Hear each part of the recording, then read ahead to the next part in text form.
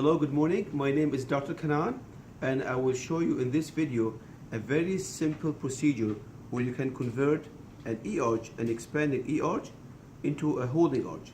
You know, after we finish from the E-arch, it doesn't have any mechanism to hold the expansion because it swivels and it can go in and out easily. But if you use the easy solder, then this appliance would be converted from an expansion arch into a holding arch.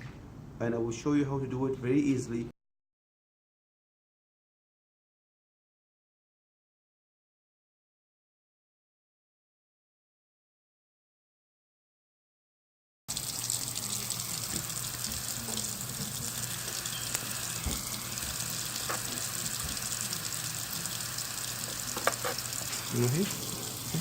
So we will use the blue tip.